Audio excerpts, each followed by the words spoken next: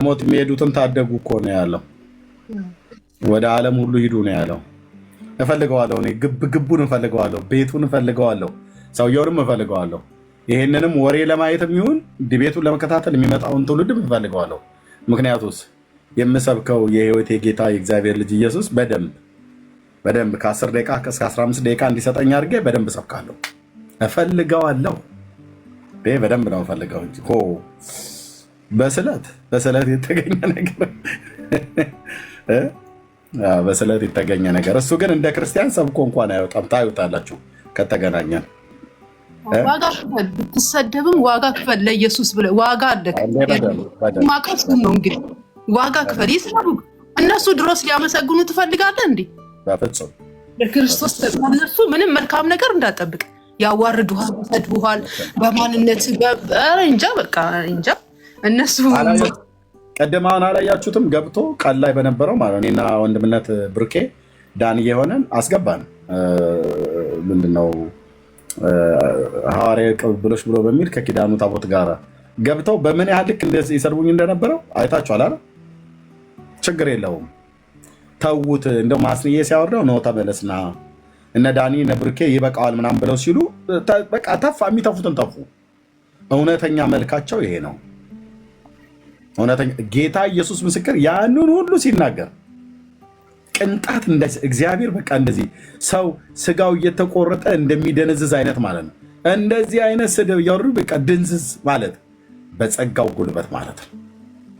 ውስጤን አቅሜን እኮ ለመስበር እኮ የመጨረሻ እኮ ነው የሚናገረው እባቡ። ግን አይችልም።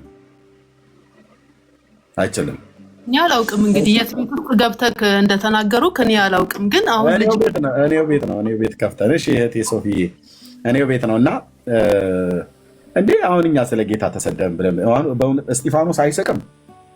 እኔ አሁን ስለ ጌታ ተሰደቡ ብዬ ብል እስጢፋኖስ ምን ተነክቶ ኤርሚያስ ብሎ ቢለኝ ምን እለዋለሁ? እስጢፋኖስ በእውነት ያ ሰማዕት እነ ቅዱስ ያዕቆብ በሰይፍ አንገቱ ተቆርጦ የሞተው እነ ቅዱስ ጳውሎስ እንደ በግ ታርደው የሞቱት እነ ጴጥሮስ ተዘቅዝቀው የተሰቀሉት ሁሉ በፊት እጃቸውን በላያቸው ላይ ይጭናሉ፣ ያሳድዱችማል።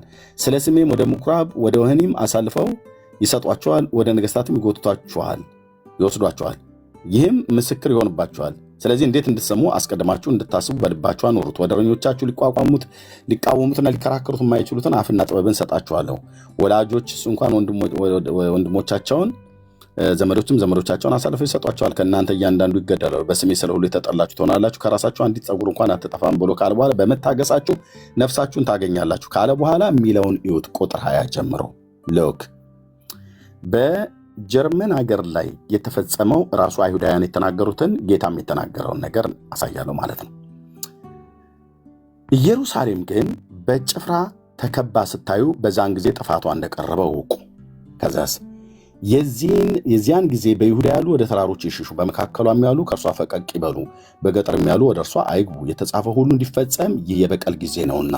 በማላይ በኢየሩሳሌም ላይ ማንም የሚበቀለው እግዚአብሔር። አየህ አንተ በኖህ ዘመን የጥፋቷ ብናም ብለህ እግዚአብሔር የሚበቀል አምላክ ነው። ያኔም አሁንም ለወደፊትም ማለት ነው። በዕብራውያን ምልክት መጽሐፍ ምዕራፍ 10 ቁጥር 30 እና 31 ላይ በቀል የኔ ነው እኔ ብድራትን እመልሳለሁ ያለውን እናውቃለን ይላል። ስለዚህ በቀልን ለእኔ ተው ነው ያለው፣ እግዚአብሔር ግን ይበቀላል። ኦኬ። ስለዚህ የተጻፈ ሁሉ እንዲፈጸም የበቀል ጊዜ ነውና ካለ በኋላ በዚያንም ወራት ለእርጉዞችና ለሚያጠቡ ወዮላቸው፣ ታላቅ ችግር በምድር ላይ በዚህም ህዝብ ላይ ቁጣ ይሆናል። በዚህ ህዝብ ላይ ቁጣ ይሆናል ያለው በማን ላይ ነው? ወንድማችን ማይክን ክፈተውና መልስልኝ። ምስጋናው ያ ኤርሚ ምን አልከኝ? አዎ በዚህ ህዝብ ላይ ቁጣ ይሆናል ብሎ ይላል። በየትኛው ህዝብ ላይ ነው ቁጣ ይሆናል ብሎ ያለው? በእስራኤል ላይ ነው። አይ በማን ላይ ነው ያለው? ሉቃስ በማን ነው ጌታ ስለማን ነው እየተናገረ ያለው? እዚህ በቤተ መቅደስ ውስጥ ሆኖ ስለ እስራኤል ነው። ስለዚህ በዚህ ህዝብ ላይ ቁጣ ይሆናል ብሎ ያለው ማን ነው? ኦኬ እሺ ጥያቄ ልጠይቅ ነው እኮ ጥያቄ ጠይቀኸኝ መልስ እየመለስኩ ነው። በዚህ ህዝብ ላይ ቁጣ ይሆናል ብሎ ያለው ማን ነው? ያው እግዚአብሔር ነው። ስለዚህ እግዚአብሔር እስራኤልን ተቆጥቶታል አልተቆጣትም? አሁንም ከኢራን ጋር ያለውን ነገር አትቀላቀል። እሱን ደግሞ በተራ ትጠይቀኛለህ። እግዚአብሔር እስራኤልን ልጁን ኢየሱስ ክርስቶስን ባለመቀበላቸው ተቆጥቷቸዋል አልተቆጣቸውም? እዚህ ጋር እንደሚያሳየው ተቆጥቷቸዋል። ቤተ መቅደሱ የፈረሰው በምህረት ነው በቁጣ ነው? በቁጣ። የአይሁድ ሕዝብ የተበተነው ከምድራቸው በቁጣ ነው። ራይት። ስለዚህ እግዚአብሔር ይቆጣል ማለት ነው ሕዝቡን። አዎ። ስለዚህ ከኖህ ጋር አገናኝተህ በውሃ እንደጠፉ አድርገህ የተናገርከው ልክ እንደሆነ ሁሉ እዚህም ጋር እግዚአብሔር የእስራኤል ሕዝብ ላይ ልጁን ለምሳሌ እንዲህ አለ። ቆይ የማርቆስን ላንብብልህ። የማርቆስ 12 ላንብብልህ። በጣም ለወደፊት እጅግ የሚጠቅም ማለት ነው። ጌታ በምሳሌ የተናገረው ምሳሌው እነሱ ገብቷቸዋል። ለምሳሌ እንዲህ አላቸው ማርቆስ ማለት ነው። በምሳሌ ይነግራቸው ጀመረ። አንድ ሰው የወይን አትክልት ተከለ፣ ቅጥርም ቀጠረለት፣ መጥመቂያንም ማሰለት፣ ግንብንም ሰራና ለገበሬዎች አከራይቶ ወደ ሌላ ሀገር ሄደ።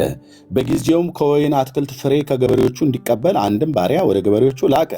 ይዘውም ደበደቡት፣ ባዶንም ሰደዱት። ዳግመኛ ሌላውንም ባሪያ ወደ እነሱ ላከ። እነሱም ወግረው ራሱንም አቁስለው አዋርደው ተሰደዱት። ሌላውንም ላከ፣ እነሱንም ገደሉት። ከሌሎችም ብዙዎችን እያንዳንዱን ደበደቡ፣ አንዳንዱንም ገደሉ።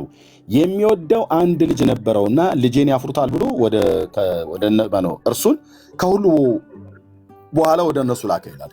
ከተላኩት መልእክተኞች አዘግይቶ ከኋላ አካባቢ ላይ ላከው ልጁን ይላል፣ የሚወደው ልጁን።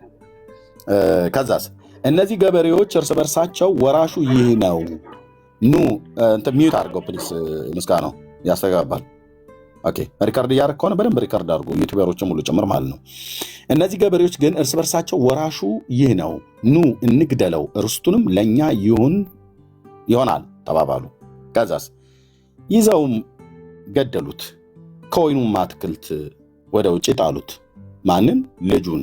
የማን ልጅ? የገበሬውን ልጅ። አንድ ልጅ ቢኖረው ቢልክ ከወይኑ አትክልት አውጥተው ገደሉት። ኦኬ ከዛስ እንግዲህ ይላል፣ ልብ በሉ ጌታ ራሱ ነው የተናገረው ምሳሌው እነሱ ገብቷቸዋል። እንግዲህ የወይኑ አትክልት ጌታ ምን ያደርጋል አለ። ምን ያደርጋል? ልጁ የተገደለበት አባት በልጁ ሞት ላይ የቀለደን ትውልድ ምን ያደርጋል? ይመጣል አለ። አባትየው ይመጣል። በምን? በቁጣ ነዋ። ከዛስ በቁጣ መምጣቱን የሚያሳየው ገበሬዎቹንም ያጠፋል አለ። ከዛስ የወይኑንም አትክልት ለሌሎች ይሰጣል አለ። ከዛስ ግንበኞች የናቁት ድንጋይ እሱ የማዕዘን ራስ ሆነ፣ ከጌታም ዘንድ ሆነ፣ ለዓይኖቻችንም ድንቅ ነው የሚለውን ይህንን መጽሐፍት አላነበባችሁ ምን ካለ በኋላ ምሳሌውን ስለ እነርሱ እንደተናገረ አይተዋልና አውቀዋልና ሊይዙት ፈለጉ፣ ነገር ግን ሕዝቡን ፈሩ፣ ትተውትም ሄዱ ይላል። አየህ ይሄ ምሳሌ በጣም ገብቷቸዋል። ኦኬ ምሳሌው ምን ነበረ? በምሳሌ ያደርግ ጌታ የተናገረው። ኦኬ እዚህ ውስጥ ገበሬዎቹ ገበሬ የተባለው ማነው? እግዚአብሔር አብ ነው። አንድ ልጅ የተባለው ማነው? ኢየሱስ ክርስቶስ ነው። ገበሬዎቹ የተባሉት እነማን ናቸው? የእስራኤል ሕዝብ መሪዎች ናቸው። ኦኬ ወደ እነሱ የላካቸው ባሪያዎቹ ማን ናቸው? በማቴዎስ ወንጌል መጽሐፍ ምዕራፍ 23 ላይ ወደ እናንተ ጸሐፍቶችን፣ ነቢያትን፣ ጥበበኞችን ላኩ፣ ያልገደላችሁት ማንም የለም አላቸው ጌታችን። ከጻድቁ ከአቤል ደም ጀምሮ በቤተ መቅደስ ውስጥ ከገደላችሁት እስከ በራኪው ልጅ እስከ ዘካርያስ ደም ድረስ ከዚህ ትውልድ የነቢያት ደም ይፈለጋል ብሎ አላቸው። ወደ እነሱ ጸሐፍቶችና ነቢያትን ጥበበኞችን ልኮ ነበር። እነዛን ጸሐፍቶች ነቢያትና ጥበበኞች የተላኩት እነዛ ባሪያዎቹ ናቸው። አንዱን አሰሩ፣ ሌላውን ደበደቡ፣ ሌላውን አንገላጡ፣ እንደዛና እንደዛ አድርጉ፣ አንዳንዱን ደብድበው አቁስለው ላኩት አደረጉ ማለት ነው። የበራኪው ልጅ ዘካርያስን አሁን ቀጥቅጠው በቤተ መቅደስ ውስጥ ገደሉት። ኦኬ የመጽሐፍ ቅዱስ ተማሪዎች እንደሚናገሩት ነቢዩ ኤርሚያስንም ወደ ግብፅ ይዘውት ገብተው ትንቢተ ኤርሚያስ መጽሐፍ ምዕራፍ 42፣ 43፣ 44 ላይ ታገኙታላችሁ ታሪኩን። ወደ ግብፅ ይዘውት ሄደው በሚግዶልና በጣፍናስ ባሉ አውራጃዎች ላይ በድንጋይ ቀጥቅጠው ኤርሚያስን በዛ እንደገደሉት፣ የይሁዳ ቅሬታዎች በግብፅ እንደገደሉት የመጽሐፍ ቅዱስ ተማሪዎችና ሊቃን ይናገራሉ። በባዕድ ምድር ይዘውት ሄደው ማለት ነው። እና እንደ መጥምቁ ዮሐንስንም አይነት አንገቱን ቆረጡ፣ ገደሉ ማለት ነው። እናስ ስለዚህ እነዚህ የላካቸው መልእክተኞች የተባሉት አንዳንዱን ደበደቡ፣ እያንዳንዱንም ገደሉ ካለ በኋላ ከዛ አንድ ልጅ ላከ። ገበሬው እግዚአብሔር አብ አባቱ ልጁን ላከው ይላል። ገብቷቸዋል። በደንብ ነው የገባቸው እነሱ። ከዛስ እነዛን ገበሬዎች ግን እርስ በርሳቸው ወራሹ ነው ኑ ንግደለው ብለው አሉ። ገዛ ገደሉት ልጁን። ባሪያዎቹን ላከ፣ ነቢያትን ላከ፣ ጥበበኞችን ላከ፣ ሁሉንም ገደሉ። ሌላውን ደበደቡ፣ ሌላውን አሳደዱ። ከዛስ አንድ ልጅ ላከ። አንድ ልጅ ሲልክ እሱንም አውጥተው ሲገሉበት ከወይኑ አትክልት አውጥተው ገደሉት። ማለት የወይኑ አትክልት የተባለው የእስራኤል ቤት ነው። ኢየሩሳሌም ነው። ከየት ነው ያመጣው? ኤርምያስ ትንቢተ ኢሳይያስ መጽሐፍ ምዕራፍ 5 ላይ አንዴ ልሂድና ማርቆስ 12 ላይ እመለሳለሁ ማለት ነው። ኦኬ ኢሻያው ስለ ወይን ቦታው የተነገረ ቅኔ ካለ በኋላ አሁንም ስለ ወዳጄ ስለ ወይን ቦታው ለወዳጄ ቅኔ እንቀኛለሁ። ለወዳጄ በፍሬያማው ኮረብታ ላይ የወይን ቦታ ነበረው። በዙሪያውም ቆፈረ፣ ድንጋዮችንም ለቅሞ አወጣ፣ ምርጥ የሆነውን አረግ ተከለ፣ በመካከሉም ግንብ ሠራ፣ ደግሞም የመጥመቂያ ጉድጓድ ማሰ፣ ወይንንም ያፈራ ዘንድ ተማመነ። ዳሩ ግን ሆምጣጤ ፍሬ ያፈራል። እናንተ በኢየሩሳሌም የምትኖሩ የይሁዳ ሰዎች ሆይ በእኔና በወይኔ ቦታ መካከል እስኪ ፍረዱ አለ። የወይኔ ቦታ በወይኔ ቦታና በኢየሩሳሌም የምትኖሩ በወይኔ ቦታና በእኔ መካከል እስኪ ፍረዱ። ለወይኔ ያላደረግኩለት ከዚህ ሌላ አደርግለት ዘንድ የሚገባኝ ምንድን ነው? ወይንን ያፈራ ብዬ ስተማመን ስለምን ሆምጣጣ ፍሬ ያፈራ? ጌታ ነው እየጠየቀ ያለው። አሁንም በወይኔ ላይ የማደርገውን እነግራችኋለሁ። አጥሩን እነቅላለሁ፣ ለመሰማሪያም ይሆናል። ቅጥሩን አፈርሳለሁ፣ ለመረገጫም ይሆናል። ባድማም አደርገዋለሁ፣ አይቆረጥም፣ አይኮተኮትም። ኩርንችትና እሾህ ይበቅልበታል። ዝናብም እንዳይዘንቡ ደመናዎችን አዛለሁ። በጣም ከባድ ቁጣ ነው። እንዲህ እንደተጻፈው በጣም ከባድ ቁጣ ነው። ከዛስ የሰራዊት ጌታ የእግዚአብሔር የወይን ቦታ የማን ቤት ነው ይላል? እርሱ የእስራኤል ቤት ነው። የወይኑ ቦታ ማለት ነው። ከወይኑ አትክልት አውጥተው ገደሉት ማለት ከሕዝብ ለይተው ገደሉት፣ ከከተማይቱ አውጥተው ገደሉት ማለት ነው። ኦኬ፣ ከከተማው አውጥተው ገደሉት። ከኢየሩሳሌም ከተማ ውጭ አውጥተው ገደሉት። ይህ ነው የሚናገረው ዕብራውያን 13 ላይ። ከዛ ወደ ዘካርያስ ላይ መለሳለሁ ማለት ነው። ዕብራውያን 13 ከቁጥር 10 ጀምሮ ኦርቶዶክሳውያን እንደ ዶሮ የሚሞነጫጭሩት ጥቅስ መጥተው ግን ፊት ለፊታችን አያወሩም። ይህን ጥቅስ መሠዊያ አለን ከእሱ ሊበሉ ድንኳኒቱን የሚያገለግሉ መብት የላቸው። ሊቀ ካህናት ስለ ኃጢአት ወደ ቅድስት የእንስሶችን ደም ያቀርባልና ሥጋቸውን ከሰፈር ውጭ ወደ ውጭ ያቃጥላል። ስለዚህ ይላል የልብ በሉ። አሁን የፈለግኩትኝ የማርቆስ 12 ለመፍታት ኢሳይያስ 5 ላይ ሄድን። ከዛስ ዕብራውያን 13 ላይ መጣ። ለምን ዕብራውያን 13 ላይ መጣ ነው? ኢየሱስ ከበር ውጭ መከራ እንደተቀበለ ማለት።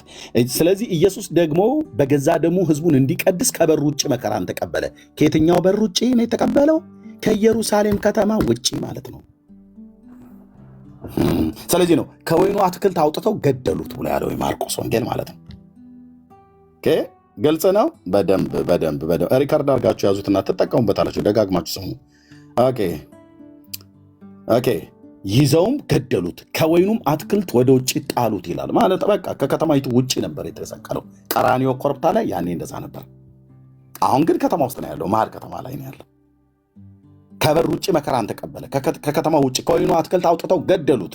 ስለዚህ የወይኑ አትክልት ጌታ ይመጣል፣ ገበሬዎችን ያጠፋል። ከዛ የወይኑንም አትክልት ለሌሎች ይሰጣል ማለት ኢየሩሳሌምን እስራኤልን ለሌሎች ይሰጣል አለ። በቃ ሰጠ ለአረቦች።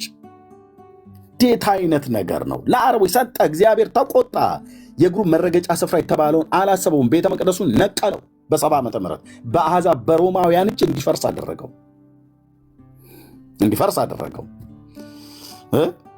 ስለዚህ የእስራኤልን ሕዝብ ተበተነ በምድራቸው ላይ።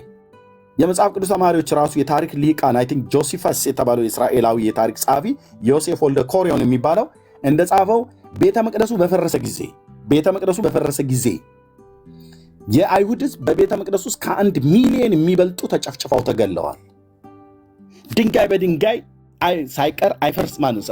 ሳይቀር የሚፈርስበት ጊዜ ይመጣል ብሎ ያለው የቤተ መቅደሱን ድንጋይ እንደዚህ ከትክተው ነው አሉ ሮማውያን።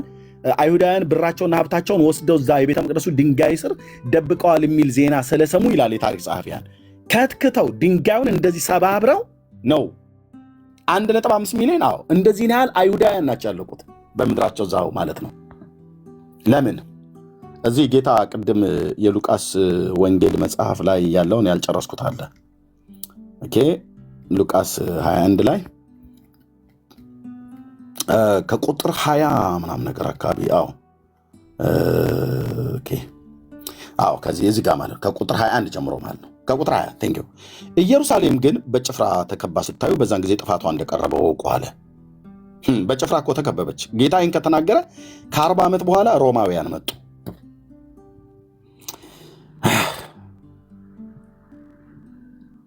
ኢየሱስ ጌታችን ይህን ትንቢት ከተናገረ ከ40 ዓመት በኋላ መጡ ሮማውያን፣ ከበቧት፣ በዙሪያ አስጨነቁ። እውነት ነው፣ ገደሉ። ከዛስ የዚያን ጊዜ በይሁዳ ያሉ ወደ ተራሮች ይሽሹ፣ በመካከሉ ያሉ ወደ እርሷ አይግቡ፣ ፈቀቅ ይበሉ፣ በገጠር ያሉትም ወደ እርሷ አይግቡ፣ የተጻፈ ሁሉ እንዲፈጸም ይሄ በቀል ጊዜ ነውና። በኢየሩሳሌም ላይ ማለት ነው። አዎ፣ ምክንያቱስ በዚያን ወራት ለርጉዞችና ለሚያጠቡ ወዮላቸው፣ ታላቅ ችግር በምድር ላይ በዚህም ሕዝብ ላይ ቁጣ ይሆናል አለ። በእስራኤል ላይ ማለት ነው። በሰይፍ ስለትም ይወድቃሉ። እንዴት እንደሚያመኝ ወንድሞች እናቶቼ። ግን ምን ልታደርገው ትችላለህ? የፈለገ ቢያመህ ኤርምያስ። ወደ አሕዛብም ይማረካሉ። የአሕዛብ ዘመን እስኪፈጸም ድረስ ኢየሩሳሌም በአሕዛብ የተረገጠች ትሆናለች። ማለት በአሕዛብ መንግስት ስልጣን ስር ትሆናለች ማለት ከይሁዳ ልጆች ከእስራኤል ልጆች እጅ ትወጣለች። እግዚአብሔር ሲቆጣ እንዲህ ነው ያደረገው። ህዝቡን ከከተማይቱ ውስጥ ወደ አሕዛብ እንዲማረኩ አደረገ። በሰይፍ ስለት እንዲወድቁ አደረጋቸው። ገደሏቸው፣ ጨፈጨፏቸው። ለዚህ ነበር ጌታ ያለቀሰው። ይሄ ሳይመጣ በፊት ይመጣል ብሎ ተናግሮ ማለት ነው። ጌታዬ ማንም ያስተዋልም አልነበርም። እነ ጴጥሮስም ራሱ እንኳን አላስተዋሉ ስለሚያለቅሰው ነገር። ግን እየተናገረ ነው የሚያለቅሰው። የጌታ ለቅሶ ወይኔ ወይኔ ወይኔ ወይኔ እንደ ወይኔ ወይኔ ወይኔ አይደለም ያለው፣ እየተናገረ ነው የሚያለቅሰው። ለሰላምሽ የሆነው ወደ አንቺ ስመጣ ይህ ነገር ከዓይንሽ ተሰውሮብሻል። ጠላቶችሽ ቅጥርን ቀጥረዋል። ድንጋይ በድንጋይ ሳይፈርስ በዚህ አይቀርም። የመጎብኛሽን ዘመን አላወቅሽምና እያለ ማለት ነው። ንግግር ነበረው። ስለዚህ እግዚአብሔር በሕዝቡ ላይ አልተቆጣም? አዎ ተቆጥቷል። ስለዚህ ይሄ ከሆነ ከስንት ዓመት በኋላ ሂትለር በቃ ያኔ ተበተኑ ከምድራቸው ማለት ነው። እስራኤላውያን በ70 ዓመተ ምህረት ሮማውያን በተኗቸው። ከዛ ጊዜ ጀምሮ ስሙን ሳትጠራ አውራ ኤርሚ። ችግር የለም እሺ፣ ለአንተ ነው። አረ ችግር የለም እሺ። እኔ በጠራውም እኔ ክፉ ሰው ማለት ነው። እንደሱ ክፉ ሰው እኔ አላየሁም። ችግር የለም ጠራም። ችግር እኔም እዚህ ቦታ ያለሁት ችግር የለም መጥራት ትችላለህ። ክፉ ሰው ነው። እኔ በእንዲህ አይነት ጭካኔ እህል እንኳን ራሱ አልበላሁም። ለ2 ቀናት ምናምን ነገር ያለው ይመስለኛል። አሞኝ የዛ ወይ በቃ እግዚአብሔር ወይ ብዬ ወደ ጌታ ሰውነቴ ሁሉ ተንቀጠቀጠ። ታውቃላችሁ እልቂቱን የፈጃቸውን ፍጅት ሳየው በጣም በዘመኔ ሁሉ እንዲህ አይነት ነገር ከዚህ በፊትም አላየውም። ከዚህም በኋላ እኔ አያለሁ ብዬም አልልም። እንዲህ አይነት እልቂት ማለት ነው። እና በቃ የአብርሃም ዘር እንደዛ ተጨፈጨፈ። ለምን ብዬ ጌታ ሆይ ለምን ዝም አልካቸው? ለምን አላዳንካቸውም ነበር ብዬ ውስጤን ጠየቀ። ለምን ይሆን እንደዚህ ያደረጉት? ለምን እንደዚህ የሆነባቸው እስራኤላውያን? ዩናይትድ ኔሽን ይሄን መልስ አይመልስልኝም። አሜሪካ ይሄን መልስ አትመልስልኝም። ራሽያ ይሄን መልስ አትመልስልኝም። ኦኬ። ስለዚህ አንድ ቃል ትዝ አለኝ። አንዴ ከዚሁ ጋር ሳታልፍ እዛችሁ ልጠይቅ። እሱ ክፍል ቆይ ያዘው ትጠቀኛለህ፣ እሰጥሃለሁ።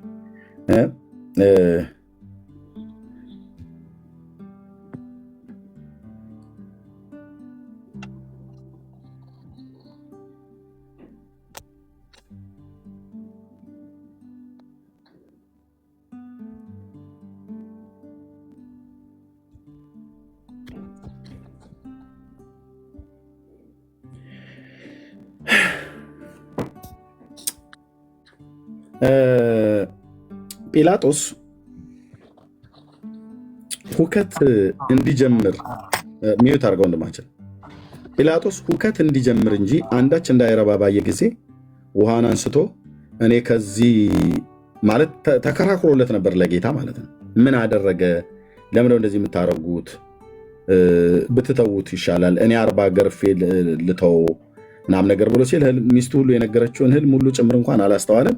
እና በቅናት ወገኖቹ በቅናት አሳልፈው እንደሰጡት ያውቅ ነበርና ምናምን ነገር ብሎ ይላል። ግን የተወሰነ ጊዜ ያህል በቃ ለሞት የሚያበቃው ነገር ምንም አላየሁበትም እና እኔ እንደ ህጉ 40 ገርፌ ተወዋለሁ ብሎ ሲል ኖ አሉት። አይሆንም፣ በፍጹም አይሆንም አሉት።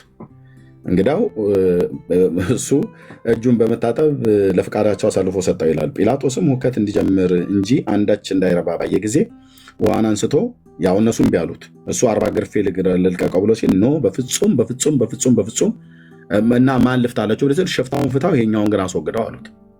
እንደ ህዝብ ነው እዛ የተናገሩት። ጽድቁ ይሄ ነው፣ እውነቱ ይሄ ነው። እና አይ በፍጹም እሱን እንዳትፈታው፣ እሱን ስቀለው፣ እሱን ስቀለው፣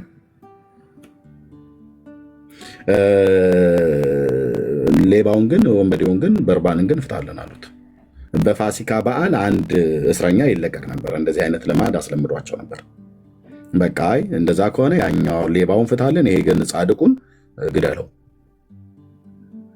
ብለው ከዛ ጭቅጭቅ ተፈጠረ። በጭቅጭቁ መካከል በቃ ሁከቱ እንዲጀምር በቃ ሁከት ተነሳ። በመካከል ግን ፍታው እያሉ የሚጮሁ ነበሩ ስለ ኢየሱስ። የእነሱ ድምፅ ግን በሌሎቹ ተዋጠ። ስለዚህ አንዳች እንዳይረባ ባየ ጊዜ ውሃ አንስቶ እኔ ከዚህ ጻድቅ ሰው ደም ከዚህ ጻድቅ ሰው ደም አለ። ጻድቅ መሆኑ መስክሮለታል ማለት ለሞት የሚያበቃው ፍርድ ቤት ቀርቦ በፍርድ ዙፋን ፊት ቀርቦ ተከሳሽ በከሳሽ ፊት ቀርቦ ከሳሾችም ቀርበው ዳኛውም ተቀምጦ ተከሳሽ ኢየሱስ፣ ከሳሾች አይሁዳውያን፣ ፍርድ ሰጪ ጲላጦስ መርምሮ ምንድን ያለው? እኔ ከዚህ ጻድቅ ሰው ደም ንጹሕ ነኝ አለ። ከዛስ ንጹሕ ነኝ እናንተ ተጠንቀቁ አላቸው ሲል በህዝቡ ፊት እጁን ታጠበ ይላል። እኔ ይኸው እጄን ታጠበ አያመልጥም። ጲላጦስ ራሱ ሲጀምር እጅ በመታጠብ ጻድቅን አሳልፈ ሰጥተህ አይሆንም ብሎ ሌላቸው ይገባ ነበር። ግን ጌታ ሊሞት የግድ ስለነበረ በጣም ብዙ ክርክር ሆነ፣ ሁካታ ሆነ፣ ጫጫታ ሆነ፣ ትርምስ ፈጠሩ።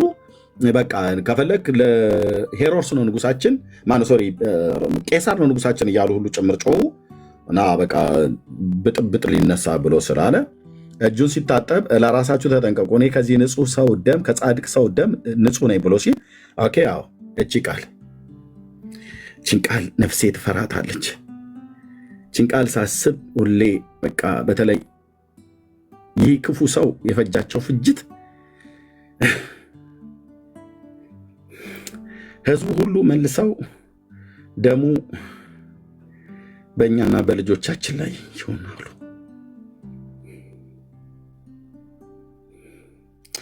ፈራለሁ በቃ ውስጤ በጣም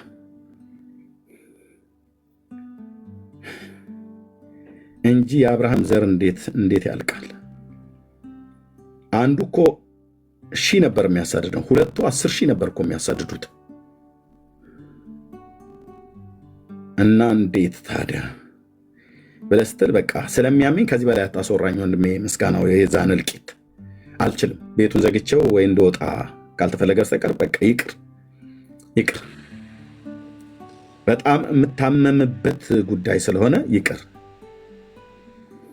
አዎ በጣም ከባድ ነው ይሄ። እዚህ እኔ ባየር ውስጥ ነኝ ያለሁት ገጠር ውስጥ እና ብዙ ሐውልት አለ የተሰራውን አይሁዶች የተጨፈጨፉበት ቦታ ሐውልት የቆመ አለ በየቦታው እና ለምስክርነት ማለት ነው። በጣም ያሳዝናል። የእጁን ያገኘው እሱ ራሱ የዘራውን ያጨደው የቅርብ ጓደኞች ሁሉ እንዳልቀሩ ነው። እዚህ ከነጮቹ ምሰማ ተሰብስበው እንደተቃጠሉ እሱ እንዳቃጠለው ማለት ነው። የእጁን ያገኘው ኦኬ እናት ብዙ ማውራት ስለሱ ዲቴል አይቻልም። እናት ቅድምም እንትን አልሽ ታዩ። በቃ ዋናው ትምህርቱ ላይ እናተኩር። ስሙንም መጥራት እንደማይቻል እዚህ አካባቢ ከሆንሽ ታውቂያለሽ። ምንም ችግር የለውም። ችግር የሌለው ህጉን ካላወቅሽ ወይ ህጉን ጠይቂ። ስሙን እንትን ማለት እንደማይችል ኦኬ። አሁን ሌላ ዲቴል ማንሳት የለብን እና ኤርሚ አንድ ጥያቄ መጨረሻ ልጠይቅህና ልውረድ። በቃ አንዴ ልጠይቅ። ረጅም ሰዓት ቁጭ ብዬ ሰማሁህ። ልሰጥህ ነው። አንዴ ቆይ። በቃ በህግ ደረጃ እዛ አገር ካላችሁ ስሙን አትጥሩ ካሉት በቃ አትጥሩ።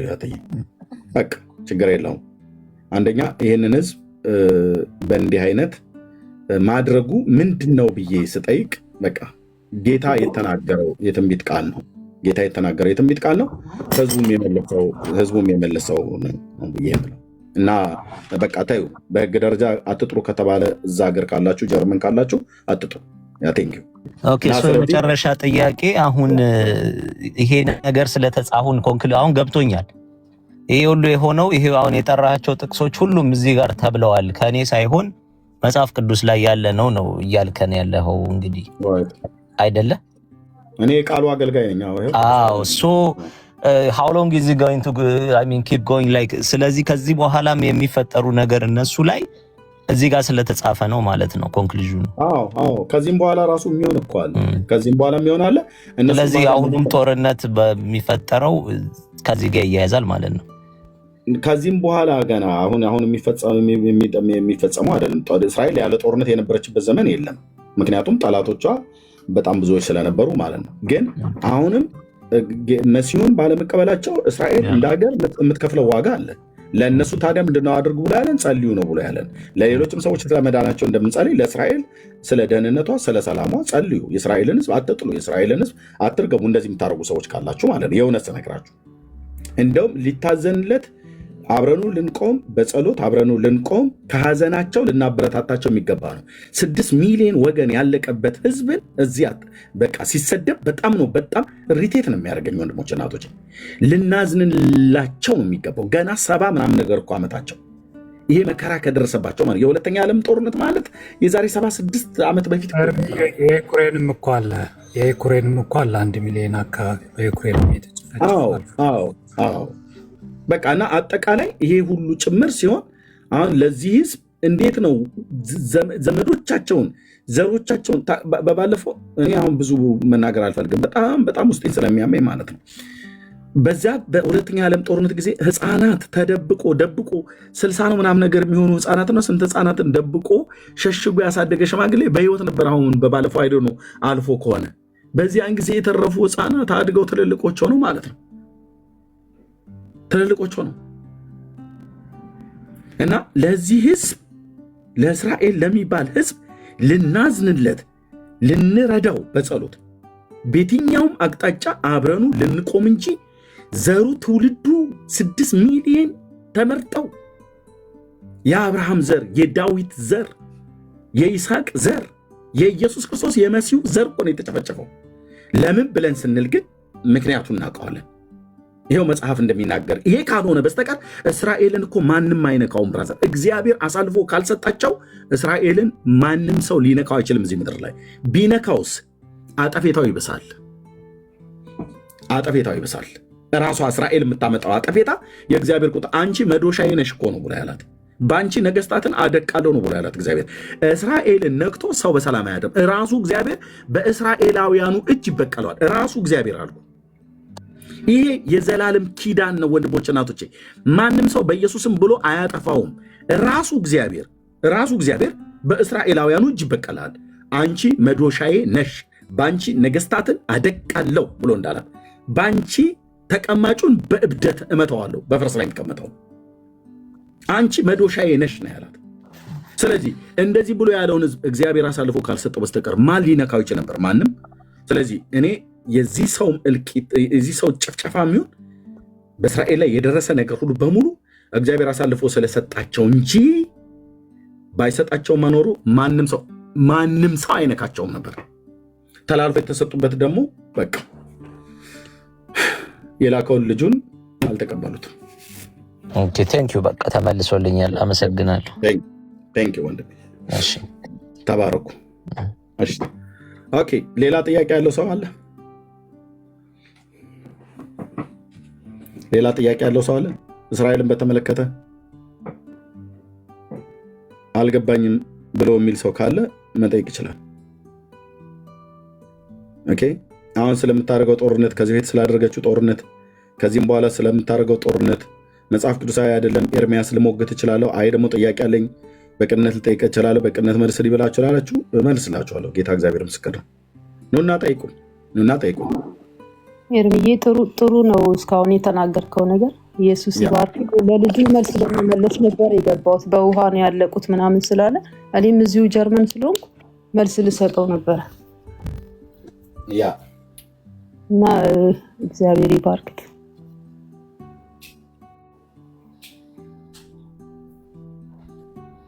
እሺ ተባረኪ እህቴ። አይ የኖህን ውሃ ጥፋት ከእስራኤል ጋር አገናኝቶ ጌታ ምድርን በጥፋት ውሃ ነው አላጠፋም ያለው ለኖህ የገባው ኪዳን ላይ ማለት ነው። እንጂ እግዚአብሔር የሚበቀል አምላክ ነው።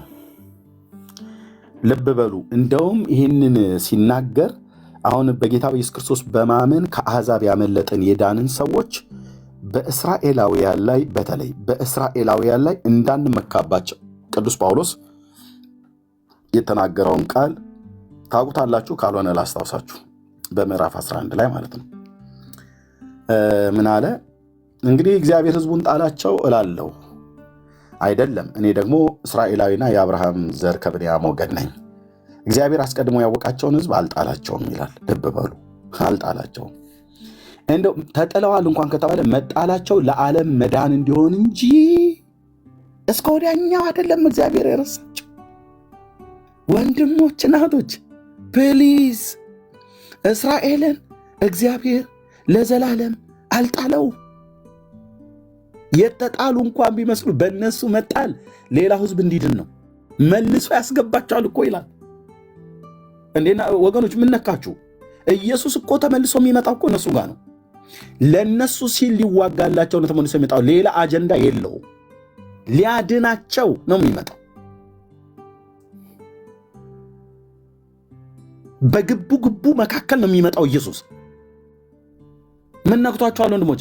ይሄ በምድር እዚህ መካከለኛው ምስራቅ ላይ የተቀመጠ ኔታንያሁ የሚገዛው መንግስት የእግዚአብሔር ህዝብ አይደለም ይላል። ወንድም የተሳስታል። የእግዚአብሔር ህዝብ ነው። ሞነጫጭራችሁ የእግዚአብሔርን ቃል አንብባችሁ፣ ይቅርታ ወንድሞች እናቶች፣ ሞነጫጭራችሁ አንብባችሁ አትረዱ። የተሞነጫጨረ እውቀት ያላቸው ሰዎች ሲያወራችሁም ሰምታችሁ ዝም ብላችሁ ተከተላችሁ እንዳትሄዱ። እግዚአብሔር ጣላቸው አልጣላቸውም ይላል። መጣላቸው እንኳን ይላል እዚሁ ክፍል ላይ። ቆይ መጽሐፍ ስለ ኤልያስ በተጻፈው የሚለውን በእግዚአብሔር ፊት እስራኤል እንዴት እንደሚከስ አታውቅም ነው ካለ በኋላ ጌታ ሆይ ነቢያትህን ገደሉ፣ መሠዊያዎችን አፈረሱ፣ እኔ ብቻዬን ቀረው፣ ነፍሴን ይሿታል። ስለዚህ አምላካዊ መልስ ነገር ግን አምላካዊ መልስ ምን አለው አለ። ለበዓል ያልሰገዱ 7,000 ሰዎች ለእኔ አስቀርቻለሁ።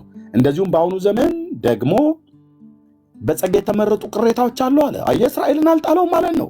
ሙሉ በሙሉ ለዘላለም አልዘጋውም። ሙሉ በሙሉ እስራኤልን ለዘላለም አልጣለውም፣ አልረሳውም ለዘላለም። ሰው አይረሳም ጌታ እያልን እየዘመረን እግዚአብሔር እስራኤልን ረስቶታል ብሎ ይላል። እኔ እንዴት አይነት ትውልድ እንደሆነ ቸርች ውስጥ የተነሳ ትውልድ ማለት ነው። አንተን እንኳን አይረሳም፣ የበረሃ ወይራ አይሆንን ማለት ነው። በጸጋ ከሆነ ስራ ደግሞ መሆኑ ቀርቷል። ጸጋ ያለዛ ጸጋ መሆኑ ቀርቷል። እንግዲህ ምንድን ነው ካለ በኋላ እስራኤልን የሚፈልጉ አላገኙትም፣ የሚፈልጉትን አላገኙትም፣ የተመረጡት ግን አገኙት። ሌሎች ደነዘዙ።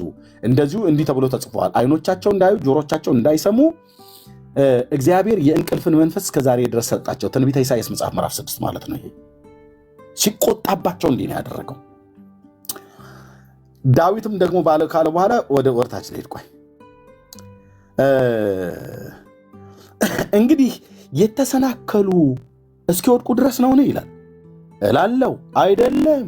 ሎክ ይሁን ጳውሎስ የሚለው እስራኤል ተሰናከሉ አይደል? ባለማመን መሲሁ። አዎ። እና እስኪወድቁ ድረስ ማለት ተመልሰው መነሳት እስከማይችሉ ድረስ ነው እላለው። እስኪወድቁ ድረስ ነው እላለው፣ ጠይቃለሁ እያለ ነው። ከዛስ መልሱን ራሱ አይደለም ማለት እስኪወድቁ ድረስ እስከ ወዲያኛው አይደለም የዘጋቸው፣ እስከ ወዲያኛው አይደለም የጣላቸው፣ ለዘላለም አይደለም የጣላቸው እያለ እኮ ነው። አይደለም ይላል። ጥያቄውን ጠይቆ ራሱ መልሱን ይመልሳል። እሱ ጥያቄውን ጠይቆ መልሱን ባይመልስ እኛ እንፋጅ ነበር። ጥያቄ ጠይቆ መልሱን በመለሰበት ሁሉ ጭምር ነው አንዳንዱ የሚከራከረው ማለት ነው። ነገር ግን እነሱን ያስቀናቸው ዘንድ በእነሱ በደል መዳን ለአሕዛብ ሆነ። እግዚኦ እግዚኦ እግዚኦ እግዚኦ እግዚኦ! አቤት ጌታ ኢየሱስ! አቤት ጌታ ኢየሱስ! አቤት ጌታ ኢየሱስ! በእነሱ በደል መዳን ለአሕዛብ ሆነ፣ እነሱን ያስቀናቸው ዘንድ። ዳሩ ግን በደላቸው ለዓለም ባለጠግነት መሸነፋቸውም ለአሕዛብ ባለጠግነት ከሆነ ይልቁንም መሙላታቸው እንዴት ይሆን ይለናል። እሺ እንዴት ይሆናል? ለእናንተ ለአሕዛብ እናገራለሁ፣ አይሁዳውያን አይደለንም የአብርሃም ዘር አይደለንም እያላችሁ ጉራ ለምትጎርሩ፣ ለምትቦስቱ፣ እነሱ ላይ የፈለጋችሁትን ቃል ለምትናገሩ ለእናንተ ለአሕዛብ ከአሕዛብ ወገን በክርስቶስ ኢየሱስ አምናችሁ ለዳናችሁት እናገራለሁ እያለ ነው ጳውሎስ። ምንድን የምትናገረው ተናገር ብለን ስንለው እኔ የአሕዛብ ሐዋርያ በመሆን መጠን ስጋዬ የሆኑትን አስቀንቼ፣ ስጋዬ ብሏቸው የሚሏቸው ማን ነው? አይሁዳውያንም ማለት ነው፣ በስጋ ዘመዶቹ ስለሆኑ አስቀንቼ ምናልባት ከነሱ እያንዳንዱን አድን እንደሆነ አገልግሎቴን አከብራለሁ አለ።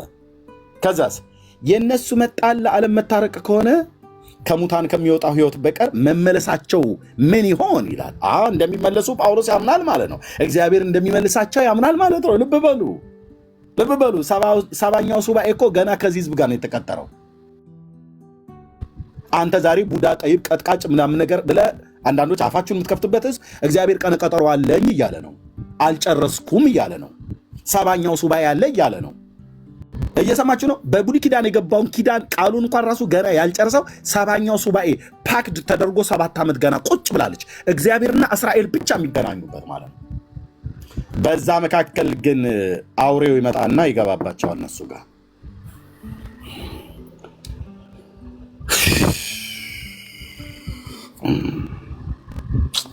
አምላኬ ጌታዬ የይሁዳ አንበሳ የእግዚአብሔር ልጅ ኢየሱስ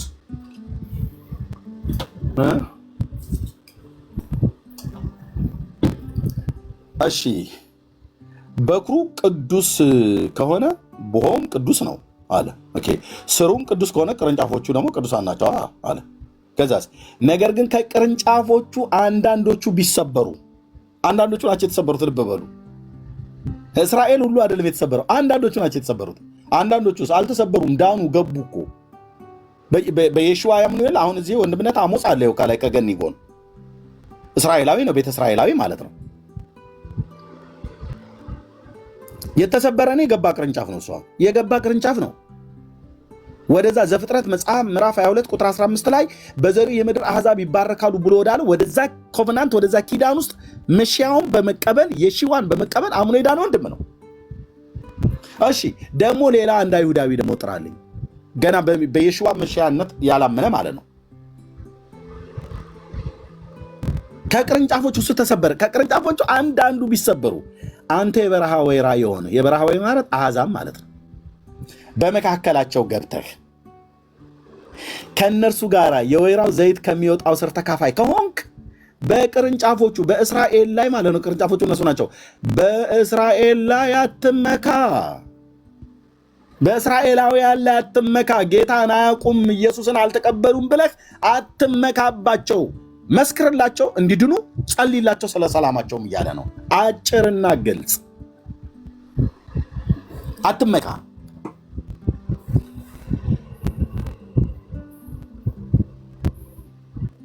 ያሳዝናሉ ብታቸው። በዚህ ቀሚሴ ላይ የማደርገው መስቀል አለ። ቀሚስ በምለብስ ሰዓት ላይ ማለት ነው የኦርቶዶክስ እና ይሄ ወርቅ ቅብ ይመስላል፣ ወርቅ ይመስላል ጥቁር ጥቁር ምናምን ነገር ከመሆኑ ውጪ። ኦኬ አሁን ይሄ ንጹህ ወርቅ ቢሆን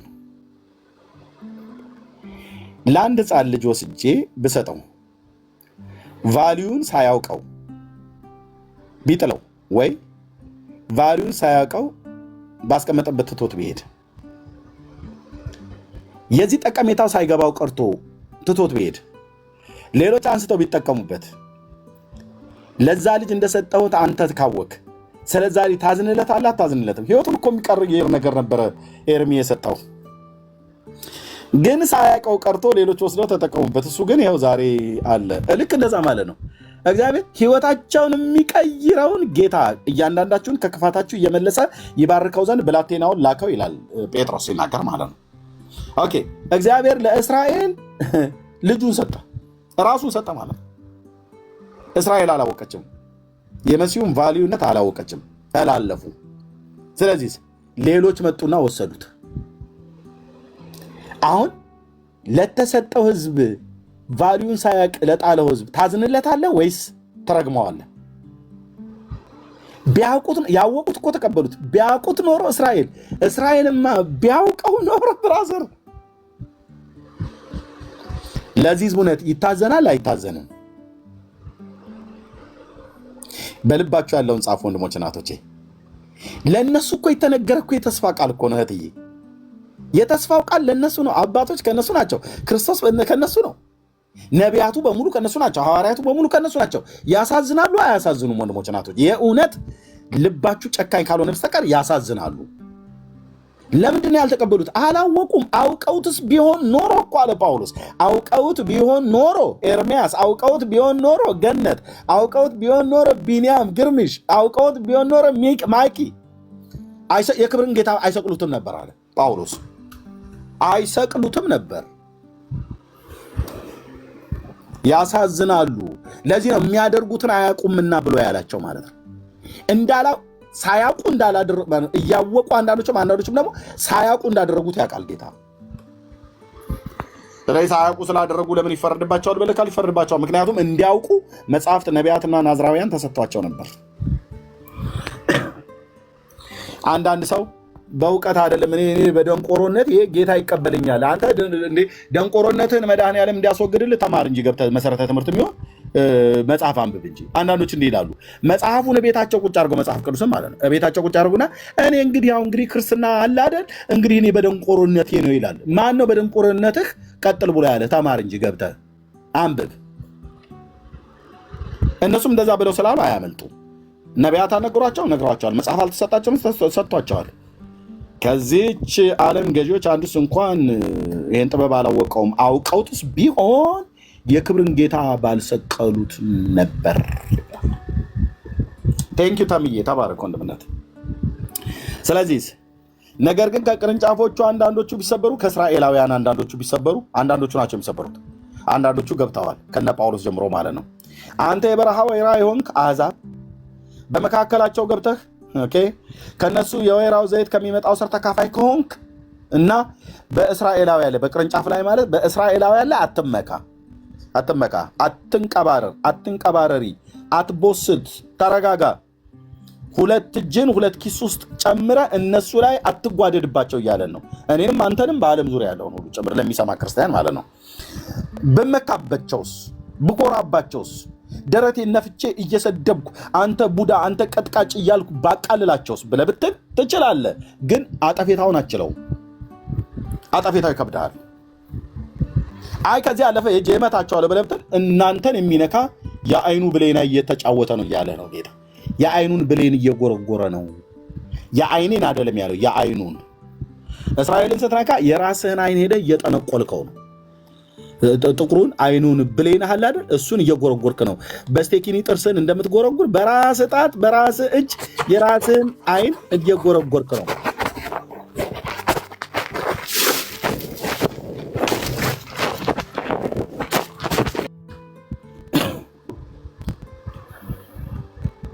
ብትመካባቸው ግን ስሩን አንተ ይሸከማል እንጂ ስሩን የምትሸከም አንተ አይደለም። እንግዲህ እኔ እንድገባ ቅርንጫፎቹ ተሰበሩ ትል ይሆናል፣ ትናገር ይሆናል። እንደዚህ እያልክ እኔን እግዚአብሔር ሊያድነኝ እስራኤልን ሰበረው ትል ይሆናል፣ ትይ ይሆናል። አንቺም አንተም እኔም እናንተም ትል ይሆናል። እንደዚህ እያልክ ታወራ ይሆናል። እንግዲህ እኔ እንድገባ እኔ እንድድን ቅርንጫፎቹ እስራኤላውያን ተሰበሩ ትል ይሆናል አለው። ልትሉ ትችላላችሁ፣ እንደዚህ ልትናገሩ ትችላላችሁ። መልካም አለ ቅዱስ ጳውሎስ። መልካም እነሱ ካለማመን የተነሳ ተሰበሩ አለ። ስላለመኑ ነው የተሰበሩት። ኦኬ መልካም አለ። ዋላ ሐሳብን አከብርላለሁ እያለ ነው ጳውሎስ። አንተም ከእምነት የተነሳ ቆመሃል። አንተ ስላመንክ ነው የቆምከው፣ እነሱ ስላለመኑ ነው የተሰበሩት። ምንም የተሻለ ነገር ስላለ አይደለም እያለ ነው። እነሱም በደለኛ ኃጢአተኛ ናቸው፣ አንተም በፍጥረትህ የቁጣ ልጅ በበደልና በኃጢአትህ ሙታን የሆንክ ነህ እያለ ነው። የሙታን እነሱ ሙታን ናቸው፣ አንተም ሙታን ነህ እያለ ነው። የውሃ ምን አለኝ ቃሃ እንደሚሉ ማለት ነው ጎንደሮቹ። ጠላ ነው መጠጥ ምናምን ነገር ወይን ጠጅ ነው ጠላ ሊጠጡ ሄደ ምናምን ነገር ሲቀምጡ ቀጣጠነበት እና ምንም ከቃሃ የተለየ አይደለም። እና የውሃ ምን አለኝ ቃሃ ብለው እንዳሉ ማለት ነው።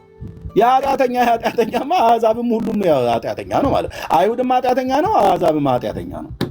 ሁላችን ከፍጥረታችን የቁጣ ልጆች ነን። ከሕግ በታይ ተዘግተን እንጠበቅ የነበርን በበደላችንና በኃጢአታችን ሙታን የነበርን ከፍጥረታችን የቁጣ ልጆች የነበርን ነን። እግዚአብሔር በምሕረቱ ባለጠጋ ስለሆነ ከወደደን ከትልቅ ፍቅሩ የተነሳ በክርስቶስ ኢየሱስ ለአይሁድ፣ ለግሪክ፣ ለአሕዛብ፣ ለወንድ፣ ለሴት፣ ለባሪያ፣ ለጨዋ ሳይል ምሕረቱን አገነነው። አይሁድ በዚህ ምሕረት ውስጥ የገቡት ቅርንጫፎቹ ዳኑ፣ አሕዛብም ቢሆን ዳነ። ኦኬ ስለዚህ መልካም ተሰበሩ ብለሃል አይደል? እኔ እንድገባ ተሰበሩ ብለሃል ካደል አንተ አሕዛብ የሆንከው ሰውዬ።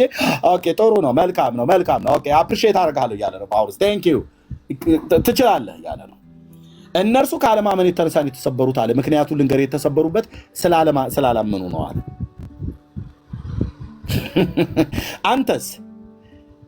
አንተም ከእምነት የተነሳ ቆመሃል። ስለዚህ እነሱ ባለማመን ተሰበሩ፣ አንተ ከእምነት የተነሳ ቆመሃል። ስለዚህ ፍራ እንጂ የትዕቢትን ነገር አታስብ። ፍራ። ምን ያስፈራኛል? አትፍራ ተብሎ 365 ጊዜ ተጽፎ የለ እንዴ?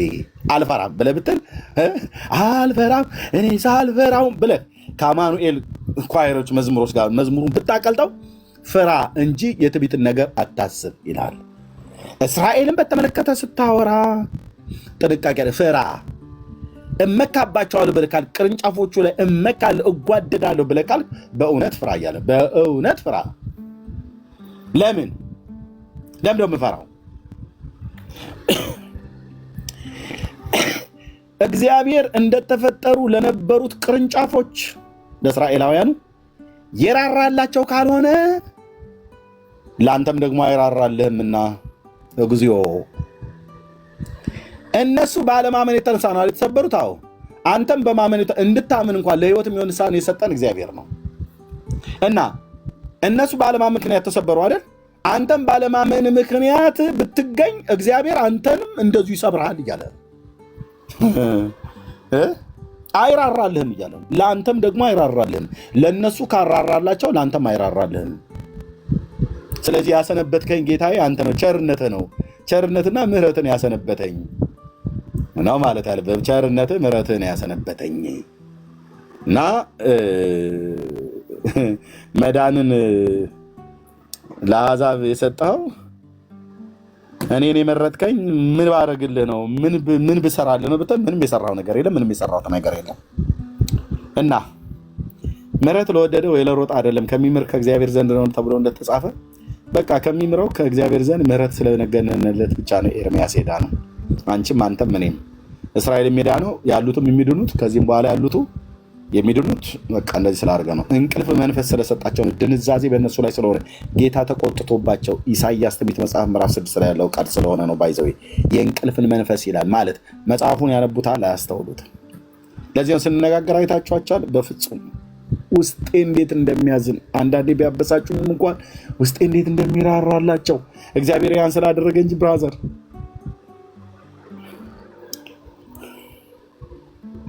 እንግዲህ የእግዚአብሔርን ቸርነትና ጭከናውን ተመልከት ይላል። ጭከናው በወደቁት ላይ ነው። በቸርነቱ ግን ጸንተህ ብትኖር የእግዚአብሔር ቸርነት በአንተ ላይ ነው። በቸርነቱ ጸንተህ ከኖርክ አሁን የተሰጠህ ቸርነት አይደል? የጌታ ቸርነት በጎነት አይደል ይሆነልኝ።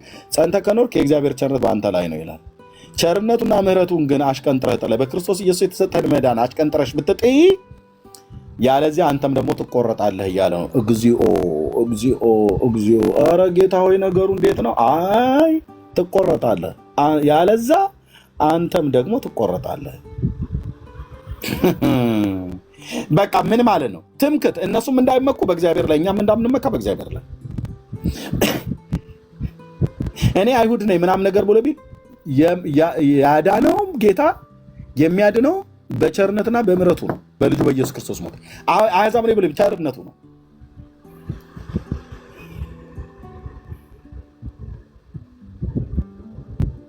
ሁለቱም አሕዛብም አይሁድም ሆነው አሁን ጌታ ጋር ቢቀርቡ በመሲሁ ታምናላችሁ ነው ተብሎ የሚጠየቁት።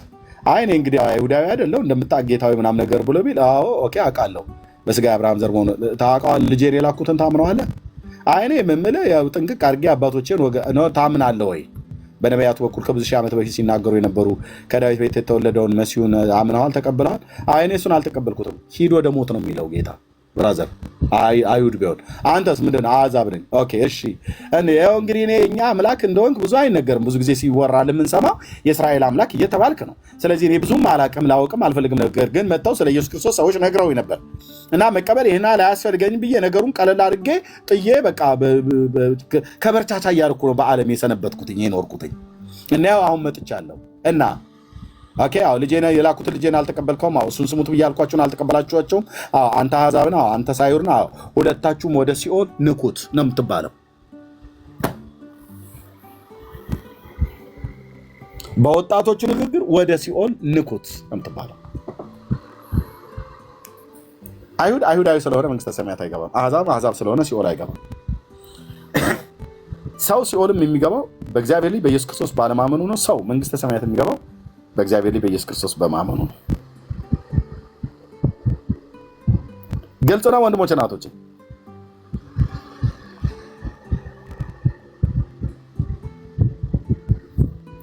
ግልጽ ነው ወይ?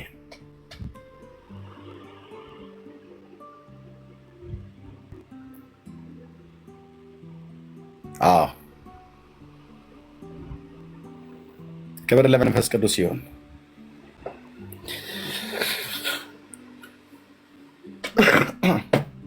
ክብር ለመንፈስ ቅዱስ ይሁን።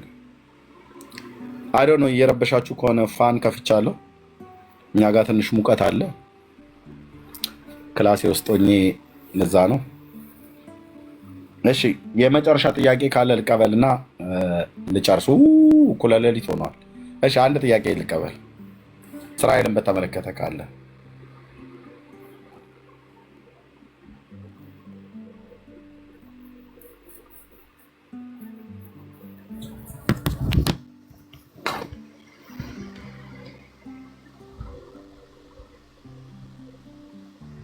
እሺ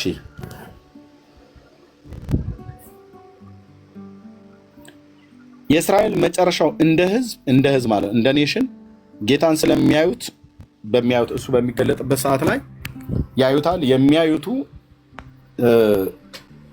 በሙሉ ስለሚያምኑበት ይድናሉ። እግዚአብሔር የሞገስና የልመና መንፈስ ያፈስላቸዋል። በጣም ሰፊ ነው።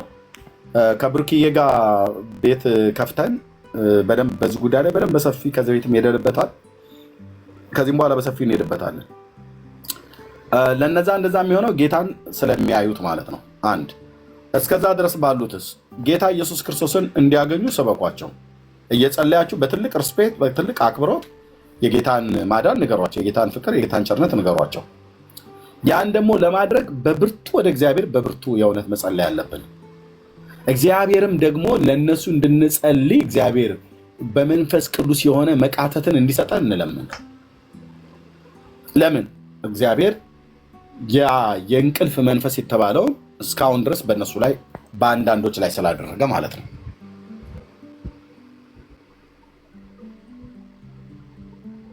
እንደ ኔሽን ግን እንደ ህዝብ ግን ጌታ አዎ ልክ ነው እህትየው።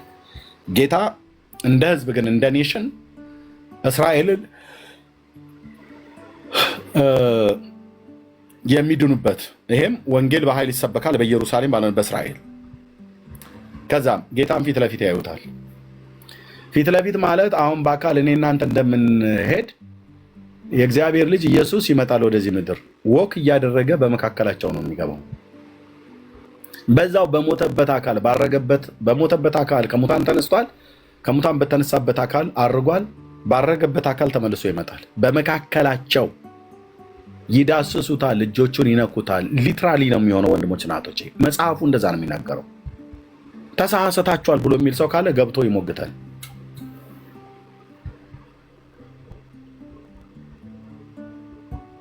እና ፕሊዝ ለእስራኤል ሕዝብ ስለ መዳናቸው ጸልዩ።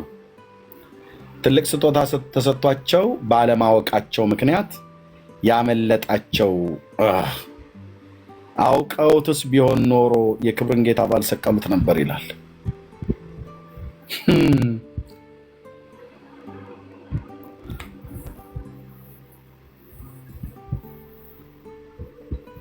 ሲያምኑ ብራዘር ነፍሳቸውን እስከ መጥላት ድረስ ነው የሚያምኑት፣ ሲወዱት ማለት ነው። ጳውሎስን አታዩ? አሁን የለየለት እኮ በዘመኑ እንደምትለው በቃ ይሄ በቃ የለየለት ገገማ ሃይማኖተኛ ነው እኮ ብለህ የምትለው አይነት እኮ ሰው ነው ጳውሎስ።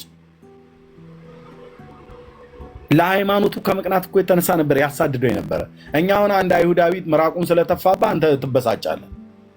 ጳውሎስ እኮ ስለ ሃይማኖቱ ቀንቶ እስጢፋኖስን ሁሉ በማስገደል ውስጥ እጅ እኮ ነበረበት። እስከዚህ ድረስ የሄደ ሰው ነው። ግን ጌታን ይወደዋል። አላወቀውም፣ ግን ይወደዋል። ስለዚህ የሚያውቀው ጌታ ጳውሎስ ባያውቀውም የሚያውቀው ጌታ ግን ደማስቆ ላይ ያገኘዋ፣ ፊት ለፊት ተገናኟ እና እስከዛ በኋላ ጌታን ካወቀ በኋላ ስለ ጌታ እንዴት ነው የኖረው ጳውሎስ? ነፍሴ በእኔ ዘንድ እንደማጠቅም እንደ ከንቱ ነገር ቆጥራታለሁ እያለ ነፍሱን ነፍስ እርሱንና የትንሣኤውን ኃይል እንዳውቅ ቢሆንልኝ በመከራው እንድካፈል እርሱና የትንሣኤውን ኃይል እንዳውቅ በመከራውም እንድካፈል ቢሆንልኝ በሞቱ መስለው ዘንድ እመኛለሁ ብሎ እንዲህ አይነት ምኞት የሚመኝ እግዚኦ! ቢሆንልኝ በሞቱ እመስለው ዘንድ እመኛለሁ፣ ነፍሴን እንደማጠቅም እንደ ከንቱ ነገር ቆጥራታለሁ ብሎ ኧረ ምን ነካ ጳውሎስ?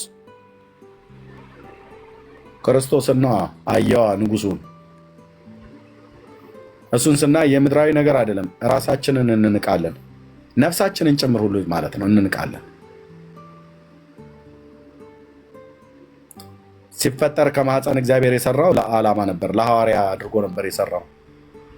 ለአባቶች ወግ ከመጠን ይልቅ ቀንቶ ሃይማኖትን ለማስከበር ብሎ ያሳደደው ግን ጌታ መሆኑን አላወቀም። ጌታ ግን አገኘ፣ የዘላለም ታሪኩን ለወጠ።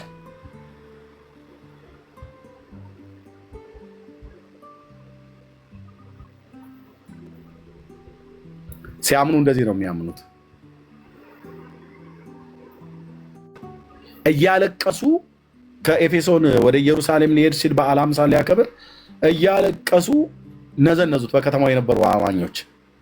እባክህ ጳውሎስ ወደ ኢየሩሳሌም አትሂድ፣ አይሁዳውያን ወገኖች ይገሉሃል፣ እባክህ አትሂድ፣ በዚሁ በእኛ ዘንድ ሰብት ብለው ሲሉት ጳውሎስ ምን አለ? አይ እሄዳለሁ አለ። እኔ እኮ ስለ ጌታ ስለ ኢየሱስ ክርስቶስ አይደለም ስለመታሰር ለሞት እንኳን ቢሆን ተዘጋጅቻለሁ ብሏል። አቤት! እንዲህ ነው አይሁድ ሲያምን እንዲህ ነው የሚያምኑት።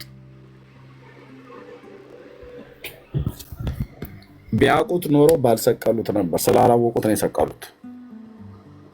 እንዳያውቁ ደግሞ ያደረጋቸው ቅዱስ ቃሉን አለማወቃቸው ነው። ቅዱስ ቃሉን ደግሞ እንዳያውቁ ያደረጓቸው መምህራን ናቸው። ራሳቸውም ናቸው መምህራንም ናቸው።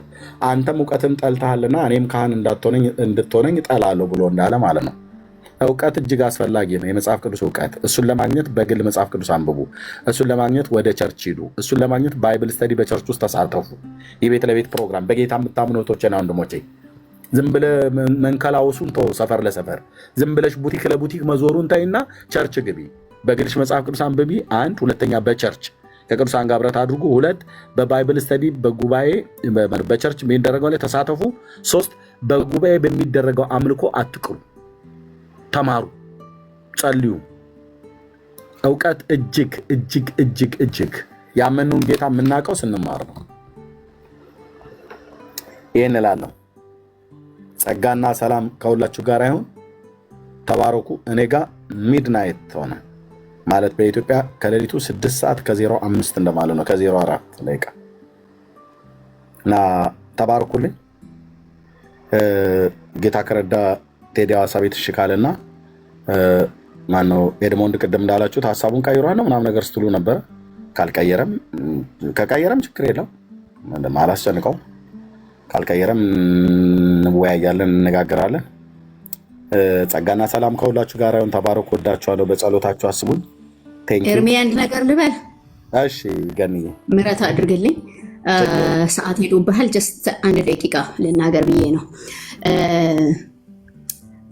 እንደ እህት ወይ እንደ ክርስቲያን የሆነ እንደ አገልጋይ የምታየውን ሰው የሆነ የሚያምህ ህመም አለና ፕሊስ አንዳንድ ቦታ በቃ የምትገባበት ቤቶች ለኛ ህመም አይስጠን። ይሄንን ማለት እፈልጋለሁ። ማለት የብዙዎች ድምጽ ይሄ የብዙዎች ይሄንን እንትን ስለሚጋሩት ነው የምልህ። የሆነ ነገር መናገር እየፈለክ እውነት እያለ ሰው በጣም ክብርን የሚነካ ንግግር እየነካ እየተናገረ እንደገና ደግሞ ክብር የሚባል የለኝም ትላለህ። አውቃለሁ፣ ክብሩን ጌታ ይውሰድ። ጌታን አይተህ ነው የምታደርጋቸው ነገሮች። ግን አንዳንድ ጊዜ ምንም ብንሆን በቃ የሆነ ማለት ሰው ሆነን እንደ ሰው የሆነ በቃ ሰው ሪስፔክት አድርጎ ቢያወራ ደስ ይላል። እና እንደዚህ በቃ አውቃለሁ፣ ወንጌልን አይተህ ነው የምትሄደው። አውቃለሁ የሚመጣው ይምጣ ብለህ ነው ለእግዚአብሔር ስትል ነው ሁሉን ነገር ትተህ የምትሄደው። ግን አንዳንድ ጊዜ ደግሞ በቃ የሆነ እኔ እንጃ በጣም ነው የሆነ የሚሰማን ስሜት አለ። ኤርሚ መናገር እየፈለክ ሚት እያደረጉ የሆነ ከገስት እየወረወሩ በጣም የሆነ የሚሰማ ስሜት አለና ወይ በኮስታ አውራ የማይመጥንህ ቤት አትሂድ ፕሊስ። ይሄንን እላለሁ እንደ እህት ማለት ነው። ማዘዜ አይደለም ግን እመሜን ነው እመማችንን ነው የምነግርህ። የብዙዎችም እመም ነው ብዬ አምናለሁኝ።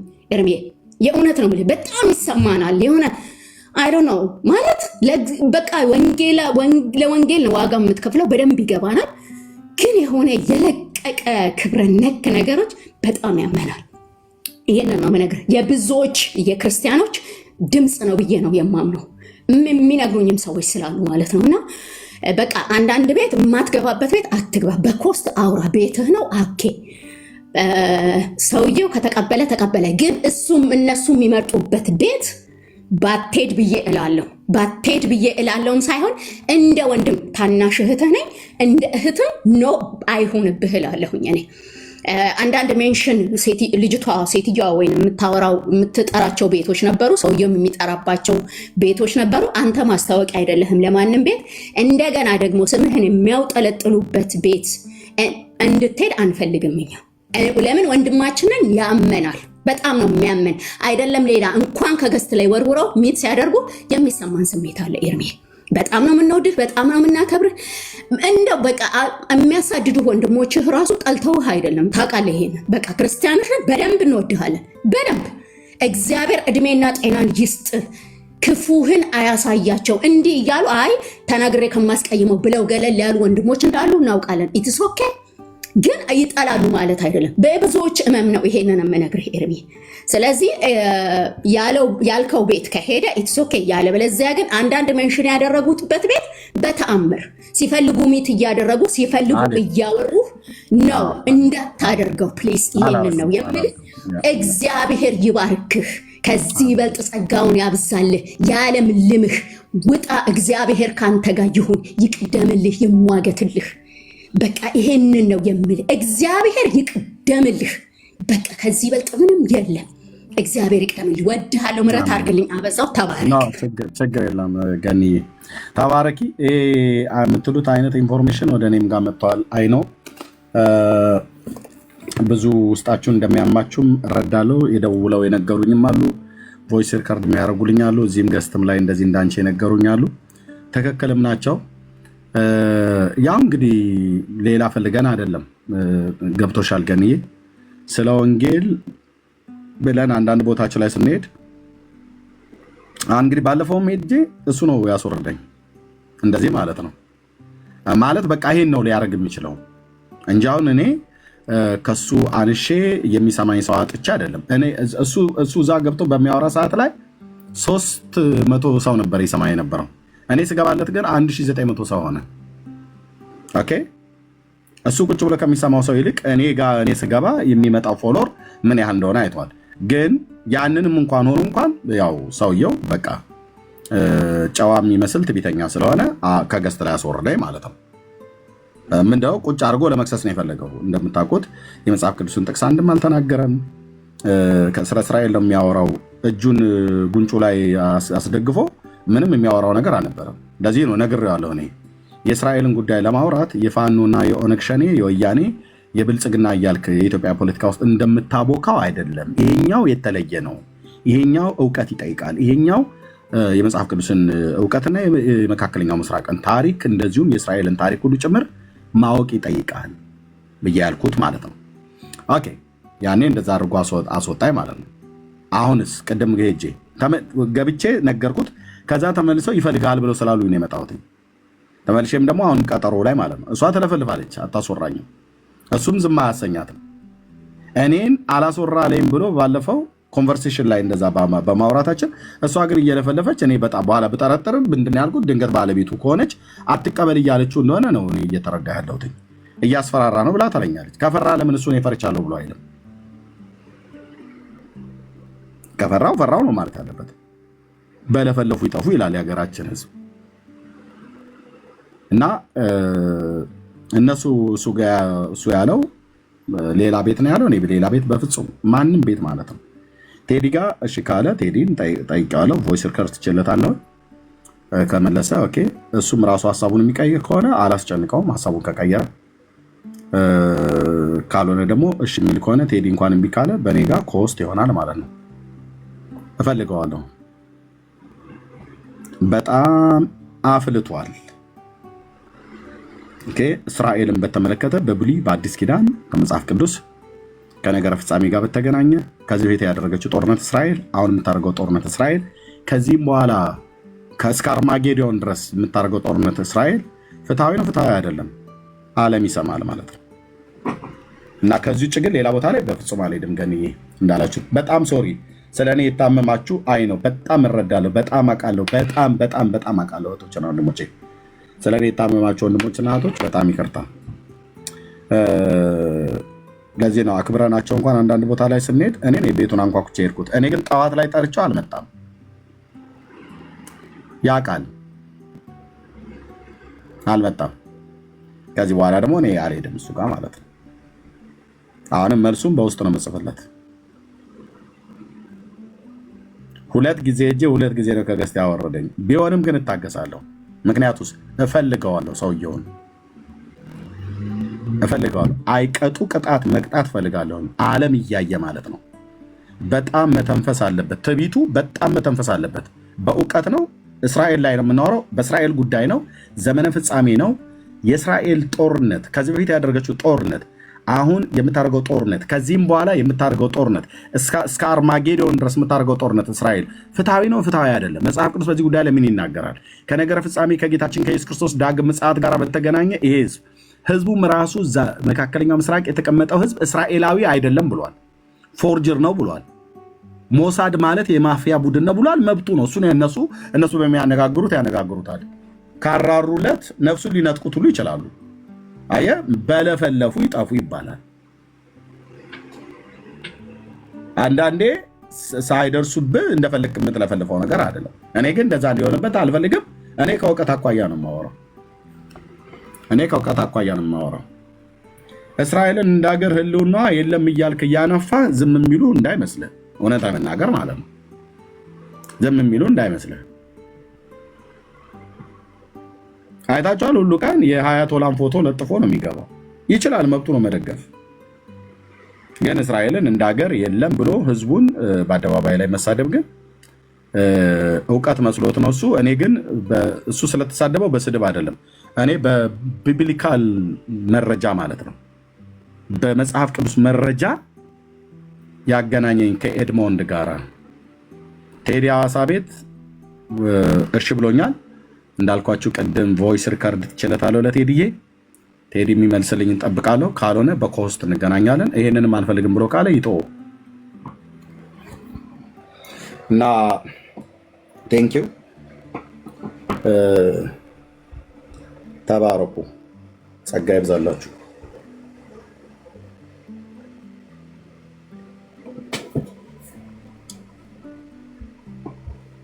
ቴንኪው። ለእግዚአብሔር ክብርን ጸጋና ሰላም ይብዛላችሁ። እኔ በማንም አልስትም እህቴ ኤልሳቤጥ። ኦኬ ይመስላችኋል?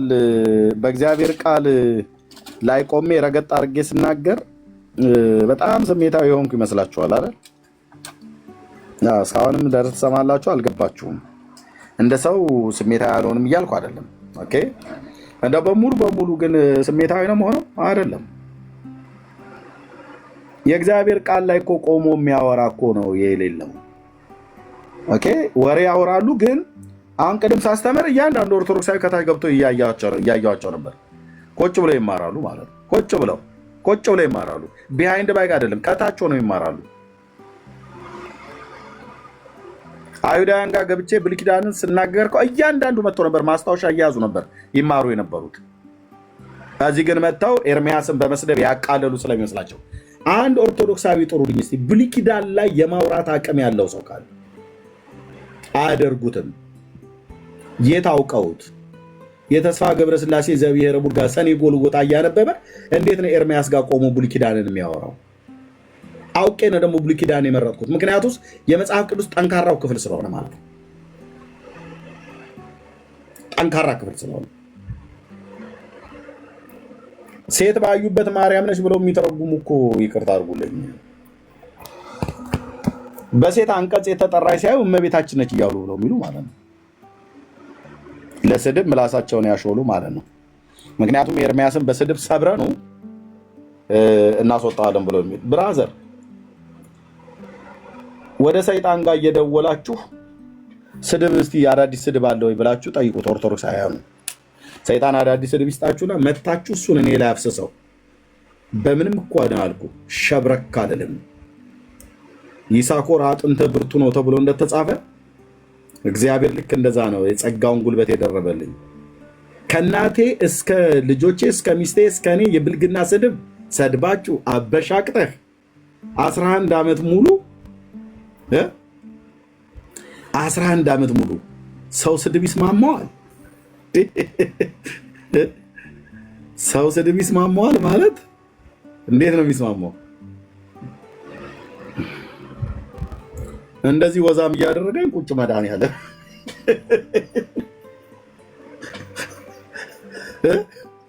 የተሰደበ ሰው እየፈካ እሸት እየሆነ ይሄዳል እንዴ? ጭራሽ ኩስምን እያለ ነበር መሄድ የነበረበት።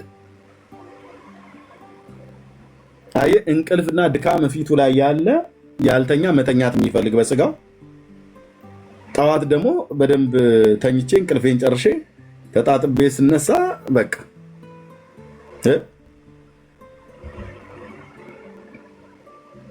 እንዴት የሁሉ ስድብ እየሰደበ እንደዚህ እኮ ነው የሚያደርገን ጌታ አይደል? እኔንም አንችልም ማለት ነው። ስታስጠላ ምን ትመስላለች እቺ ምን አይነት ሴት ነች እያሉሽ ማለት ነው።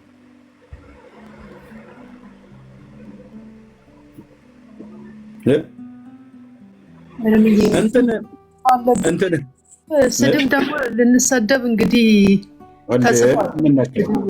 መገደል አለ። ሐዋርያቶች ብዙ ዋጋ ከፍለዋል። በእርግጥ አሁን ገኒ ባለችው ሀሳብ ላይ ስናገር እዛ ውስጥ አሁን አንተ መግባት ላይ ይጠበቅብህ ይችላል። እኔ ደግፋታለሁ። ግን እዛ ውስጥ ደግሞ የሚሰሙ አሉ፣ ደግሞ የሚድኑ።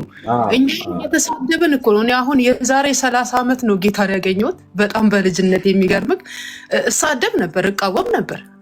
እዛ እየተሳደብኩ እየተቃወምኳቸው የእግዚአብሔርን ቃል ግን አላውቅም። በልቤ ግን አስቀምጥ ነበር። ከአፋቸው የሚወጣውን ቃል በልቤ እያስቀመጥኩ ያ ቃል በጣም ሰላም ይነሳኝ ነበር። የሚገርምህ ነገር እዛም ብትሄድ ማለት ነው ግዴታ ክርስቲያኖች ጋር ብቻ አይደለም መሄድ ያለብህ፣ ወደ ጨለማ ወደ ተሳዳቢዎችም ደግሞ መግባት እንዳለብህ ይሰማኛል። እኔ እንጃ ከአንተ የበለጠ እውቀት የለኝም። ልክ ነው ይሰማኝ እንደዛ ነው። ወደ ሞት የሚሄዱትን ታደጉ እኮ ነው ያለው። ወደ ዓለም ሁሉ ሂዱ ነው ያለው። እፈልገዋለሁ፣ እኔ ግቡን እፈልገዋለሁ፣ ቤቱን እፈልገዋለሁ፣ ሰውየውንም እፈልገዋለሁ። ይሄንንም ወሬ ለማየትም ይሁን ዲቤቱን ለመከታተል የሚመጣውን ትውልድም እፈልገዋለሁ። ምክንያቱስ የምሰብከው የህይወቴ ጌታ የእግዚአብሔር ልጅ ኢየሱስ በደንብ ከ10 ደቂቃ እስከ 15 ደቂቃ እንዲሰጠኝ አድርጌ በደንብ እሰብካለሁ። እፈልገዋለሁ። በደንብ ነው እፈልገው እንጂ በስለት የተገኘ ነገር በስለት የተገኘ ነገር። እሱ ግን እንደ ክርስቲያን ሰብኮ እንኳን አይወጣም። ታዩታላችሁ ከተገናኘን። ዋጋ ክፈል፣ ብትሰደብም ዋጋ ክፈል ለኢየሱስ ብለህ ዋጋ አለክ።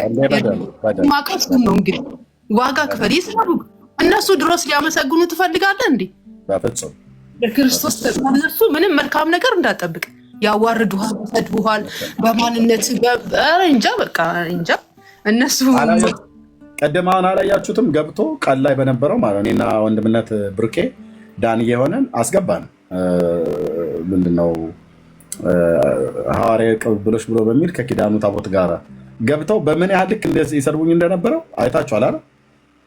ችግር የለውም ተዉት። እንደው ማስንዬ ሲያወርደው ነው ተመለስና እነ ዳኒ እነ ብርኬ ይበቃዋል ምናምን ብለው ሲሉ በቃ ተፋ፣ የሚተፉትን ተፉ። እውነተኛ መልካቸው ይሄ ነው።